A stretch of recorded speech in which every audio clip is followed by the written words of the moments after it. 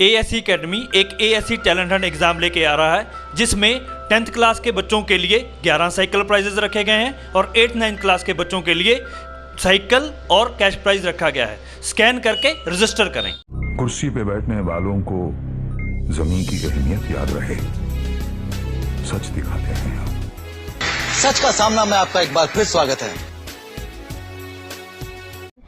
Secular पार्टियों में वाहिद मैं खातून हूँ जो उम्मीदवारी कर रही हूँ। मेरे ऊपर जिम्मेदारी है पूरे महाराष्ट्र की मुस्लिम ख़वातीन की रहनुमाई करने की, और मैं आपसे दरख्वास्त करती हूँ बिलखुसूस ख़वातीन से कि मैं बिल्कुल ठीक हूँ, सेहतमंद हूँ, और जिस तरह इलेक्शन में काम कर रही थी अभी तक उसी तरह काम करूँगी। मेरे वर्करों से भी दरख्वास्त है कि आप किसी अफवाह में ना आए।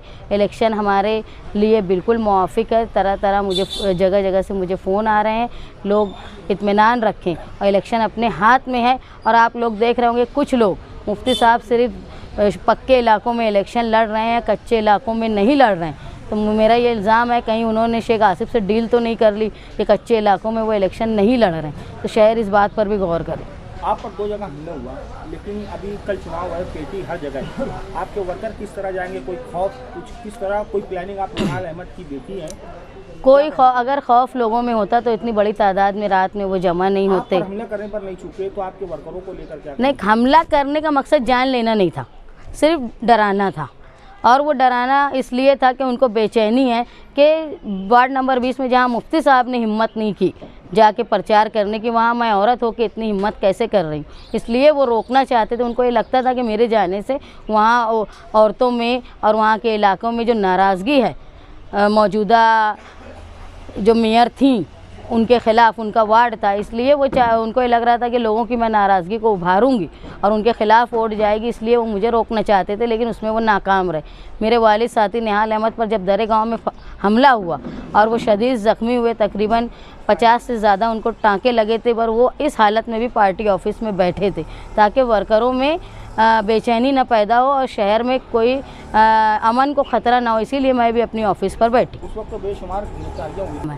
हमने पुलिस को पहले भी आगाह किया था कि मालेगांव शहर में एक ख़ानदान ऐसा है जिनकी रोज़ी रोटी सिर्फ सियासत से चलती है और पूरा ख़ानदान मिलकर इलेक्शन लड़ रहा है। आज़ाद नगर में जब हमारा जलसा था उस वक्त भी एक ख़ास नाम जब एहसान शेख का लिया गया, उसके बाद हमारे यहाँ पे लड़ाई शुरू हुई।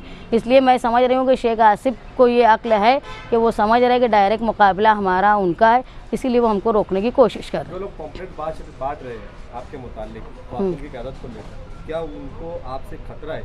आप समझिए, ये आप ये समझ लीजिए, जो लोग बोलते थे कि हम लोग मुकाबले में नहीं हैं, उनको मेरे ज़ाती तौर पे एक औरत होने की वजह से उनको तकलीफ़ हो रही है। और वही औरत 2019 में मुफ्ती साहब का जब मैं इलेक्शन लड़ रही थी तो मुसलसल वो मुफ्ती साहब मुझे फ़ोन करते थे कि शान हिंद इस इलाके में चले जाओ वोट मांगने के लिए, उस इलाके में चले जाओ। लेकिन आज जब मैं उनके मुखालिफ में खड़ी हुई हूँ तो उनको खौफ लग रहा है। और जहाँ मैं महसूस कर रही हूँ कि राफ़िया आपा की अपील आई है वोट देने के लिए मुफ्ती साहब के लिए, मैं ये मानती हूँ कि राफ़िया आपा इंतहाई नेक सौलेह खातून है, मैं कुछ वक्त उनके साथ बिताई हूँ। वो अगर ऐसा कर रही हैं तो यकीनन वो घरेलू दबाव में ऐसा कर रही हूँ। आपके स्टेट के ज़रिए से बोला जाता है कि दबदबा है, दबदबा रहेगा, तो ये क्या है? दबदबा ही था कि मैं औरत होकर उस इलाके में गई और दबदबे का ही डर था कि उन्होंने हमला किया। और मैं मानती हूँ इतनी हिम्मत किसी में नहीं है कि वो जान ले, सिर्फ वो वक्ती तौर पे परेशान करने के लिए किया गया था।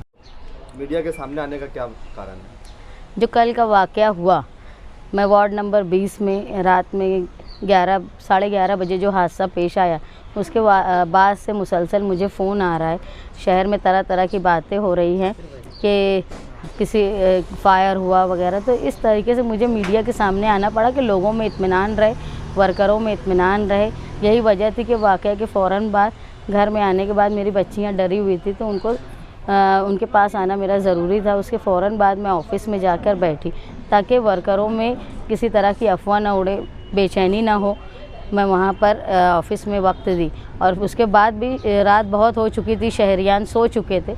लोगों को जैसे जैसे पता चला मुसलसल फ़ोन आ रहा है, इसलिए मेरा मीडिया के सामने आने की वजह यह है कि लोगों में इत्मीनान रहे, किसी तरह की अफवाह ना फैले।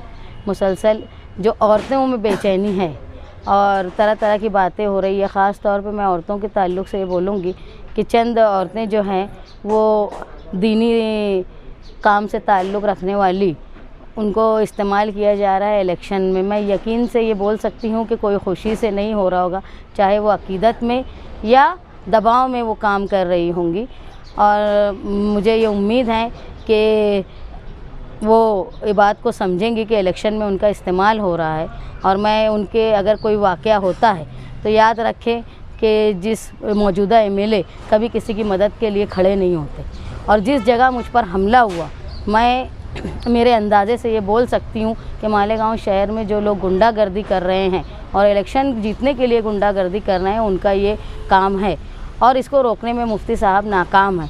तो अगर कोई मोहब्बत में, अकीदत में ये सब कोशिशें कर रहे होंगे इलेक्शन के लिए औरतें, तो मैं उनसे इस बात का वादा करती हूँ कि अगर किसी ज़र्ब की बात आई तो मैं उनकी मदद के लिए खड़ी रहूँगी। एक बात सामने आ रही है कि एक ख़वातीन इलेक्शन नहीं कर सकती, नुमाइंदगी नहीं कर सकती, रहनुमाई नहीं कर सकती, जबकि संविधान में मतलब ख़वातीन को अव्वल दर्जा दिया जाता है। हम जिस मुल्क में रहते हैं, हमको मौका था इस्लामी जमहूरिया में रहने का, लेकिन हिंदुस्तान में जो मुसलमान है वो पाकिस्तान से ज़्यादा तादाद में। इस्लामी जमहूरिया छोड़ के लोगों ने जमहूरी मुल्क को, कॉन्स्टिट्यूशन को कबूल किया। मुसलमानों ने, हम बाय चॉइस इंडियन है और हमारा जमहूरी हक़ है कि औरत ने इलेक्शन लड़ना चाहिए जिस तरह मर्दों का हक़ है। मैं इस बात की मुझे खुशी है कि इंडिया अलायंस की पार्टियों में मैं वाहिद मुस्लिम खातून हूँ पूरे महाराष्ट्र में जो इलेक्शन लड़ रही हूँ और मैं फ़ाइट में हूँ।